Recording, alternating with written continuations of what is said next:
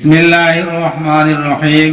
হযরত আব্দুল্লাহ রাদিয়াল্লাহু তাআলা আনহু বর্ণনা করেন যে একবার রাসূলুল্লাহ সাল্লাল্লাহু আলাইহি ওয়াসাল্লাম 4 কোণ বিশিষ্ট 4টি রেখাযুক্ত একটি নকশা আঁকিলেন। অতঃপর ওই 4 কোণ বিশিষ্ট নকশার মধ্যে অন্য একটি লম্বা রেখা টানিলেন, যাহা নকশার বাহিরে চলিয়া গেল। তারপর নকশার ভিতরে ছোট ছোট রেখা টানিলেন। উহার আকৃতি ওলামাগণ বিভিন্ন প্রকার লিখিয়াছেন। তন্মধ্য হইতে একটি নকশা হইল এইরূপ। উহার পর নবী করিম সাল্লাল্লাহু আলাইহি ওয়াসাল্লাম ইরশাদ করিলেন, মাঝখানের রেখাটি হইল মানুষ, আর 4 কোণ বিশিষ্ট নকশা যাহা তাহাকে চতুর্দিক হইতে গিরিয়া রাখিয়াছে, উহা তাহার মৃত্যু, যাহা হইতে মানুষ কখনো বাহির হইতে পারে না। আর যে রেখাটি বাহিরে চলিয়া গিয়াছে, উহা হইল তাহার আশা আকাঙ্ক্ষা সমূহ, যাহা তাহার জীবনের চেয়েও আগে চলিয়া গিয়াছে। আর এই ছোট ছোট রেখাগুলি হইল তাহার রোগ ব্যাধি ও বিপদ আপদ সমূহ।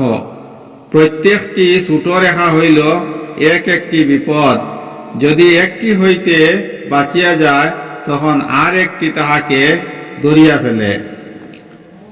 আর যদি উহা হইতে প্রাণে বাঁচিয়া যায়, তখন অন্য কোনো বিপদ আসিয়া পড়ে।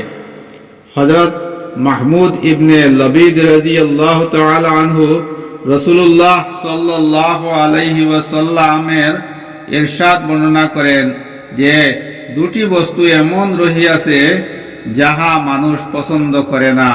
একটি হইল মৃত্যু, অথচ মৃত্যু তাহার জন্য ফিতনা হইতে উত্তম, অর্থাৎ মৃত্যুর দরুন মানুষ দিনের জন্য ক্ষতিকারক ফিতনা হইতে বাঁচিয়া যায়।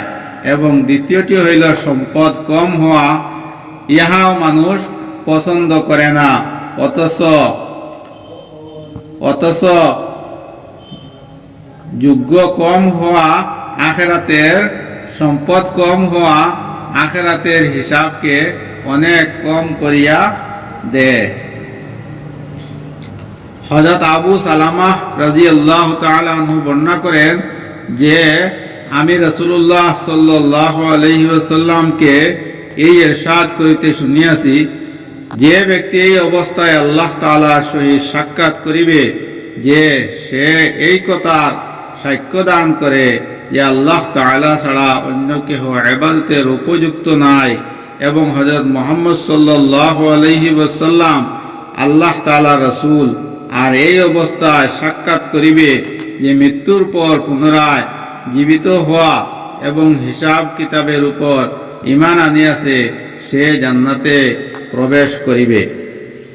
হযরত উম্মে দারদা রাদিয়াল্লাহু তাআলা আনহা বর্ণনা করেন যে, আমি আবু দারদা রাদিয়াল্লাহু তাআলা আনহু এর নিকট আরজ করিলাম যে, আপনি আপনার মেহমানদের মেহমানদারি করার জন্য অন্যান্য লোকদের মতো মাল উপার্জন করেন না কেন?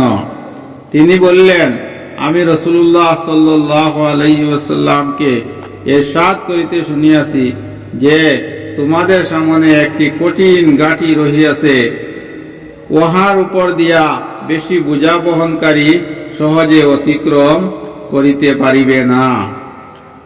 অতএব আমি সেই ঘাটিটি অতিক্রম করার জন্য হালকা তাকিতে চাই।